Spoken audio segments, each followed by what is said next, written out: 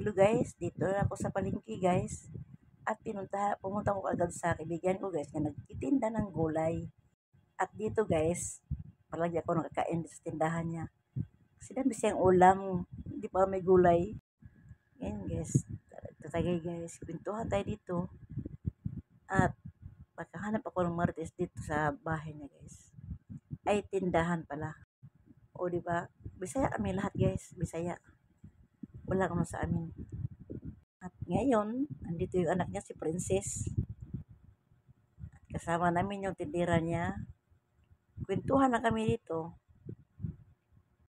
Di ba? Marites ang mukha guys. Sino ang pinakamarites ng mukha guys?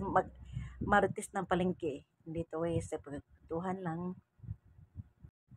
O di ba? Siya si Alma guys. Tandara ni Joy. At Bisaya pa rin siya.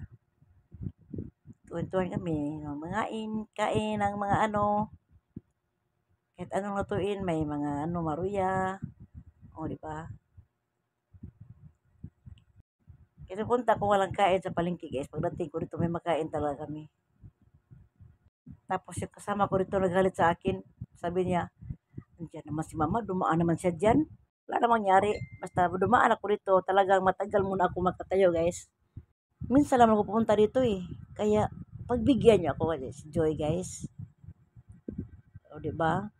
Ang sarap magkwentuhan dito tapos mga anak ko mag-ano pa, ayaw pa nila. Kasi daw matagal daw ako makauwi pag pumunta ko dito. Naman! Siyempre, Marites. Oh, si Joy, oh, tingnan nyo. May Martes sa palengke. Bisitahan siya ng Martes din sa amin. O, di ba? Pinapakita din sa akin yung papaganda niya. Kasi byuda siya. Dati di ba sa malipstick? Dati kahit pulbo ayaw niya. Ngayon, o, di ba? Umpisahan na dis. Pagwapa na si guys. Diba? Ganyan lang guys. Thank you for watching. O, diba? Bye-bye.